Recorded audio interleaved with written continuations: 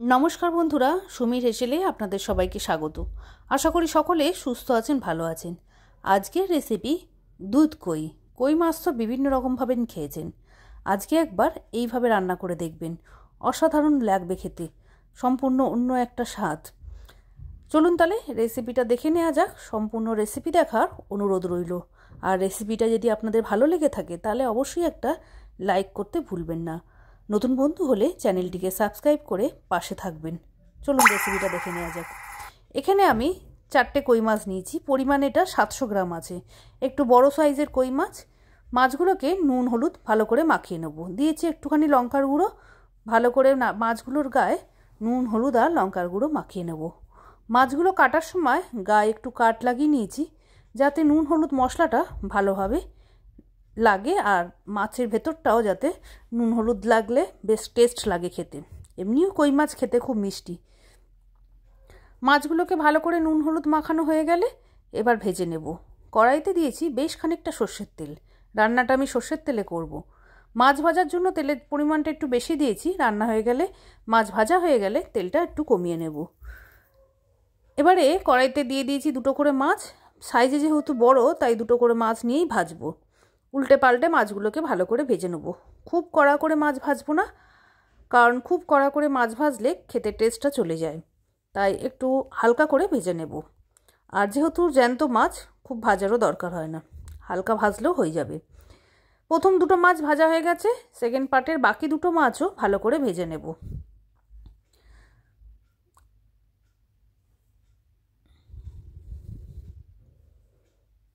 মাছগুলো বেশ লালচে হয়ে ভাজা হয়ে গেলে মাছগুলো তুলে নেব। এবার যে অবশিষ্ট তেলটা থাকবে কড়াইতে তার থেকে কিছুটা তেল তুলে নেব। নিয়ে 1.5 টেবিল চামচের মতন তেল রেখে দেব। তার মধ্যে দিয়েছি 1/4 টিস্পুনের মতন কালো জিরে, 6-7টা কাঁচা লঙ্কা, ফোড়নের ভাজা গন্ধ হলে 2 টেবিল চামচের মতন আদা বাটা। আদা বাটা দিয়ে ভালো করে আদাটাকে ভেজে নিতে হবে যাতে আদার কাঁচা গন্ধ চলে যায়। মাছের পরিমাণ অনুযায়ী আপনারা কিন্তু আদা বাটাটা কম বেশি করে নেবেন। এখানে যেহেতু মাছের পরিমাণটা অনেকটা তাই আদাটা একটু বেশি দিয়েছি। ভালো করে আদাটা ভেজে নেওয়ার পরে আমি এর মধ্যে দিয়ে দেবো গুঁড়ো মশলাগুলো।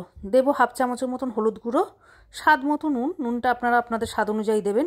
দেবো 1 চামচ জিরে গুঁড়ো আর দেবো 1 চামচ কাশ্মীরি লঙ্কার গুঁড়ো। ঝাল লঙ্কার গুঁড়ো আমি এখানে আলাদা করে ব্যবহার করিনি, যেহেতু কাঁচা লঙ্কা ব্যবহার করেছি। সমস্ত কিছু দিয়ে মশলাটাকে খুব ভালোভাবে কষিয়ে নেব। খেয়াল রাখবেন মশলাটা যাতে না পুড়ে যায়, তার জন্য 1 চামচ করে গরম জল দিয়ে মশলাটাকে কষাতে পারেন। সেক্ষেত্রে কিন্তু মশলা পুড়ে যাবে না, তেতোও লাগবে না। আমি অল্প অল্প জল দিয়ে মশলাটাকে কষিয়েছি। মশলাটা যখন খুব ভালোভাবে কষানো হয়ে যাবে, মশলা থেকে তেল ছেড়ে আসবে, তখন এর মধ্যে গ্রেভির জন্য গরম জল ব্যবহার করব। আর যেহেতু একটা দুধ কই তাই খুব বেশি জল দেব না, বাকি রান্নাটা কিন্তু দুধ দিয়েই করব। এখানে আমি 1 কাপের মতন গরম জল ব্যবহার করেছি। গরম জল দিয়ে ভালো করে কষিয়ে নিয়ে ঝোলটাকে একটু 2 মিনিটের জন্য ফুটতে দেব। ঝোলটা খুব ভালোভাবে ফুটে আসলে এর মধ্যে এক এক করে মাছগুলো দিয়ে দেব।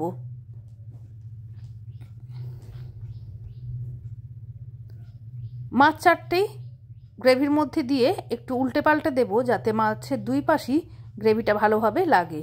মাছগুলো যাতে ঝোলে তেল মশলাতে যেন ভরপুর হয়ে যায়।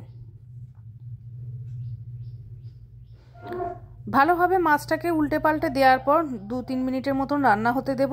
ভালোভাবে যখন রান্না হয়ে আসবে সবার শেষে দেব দুধটা।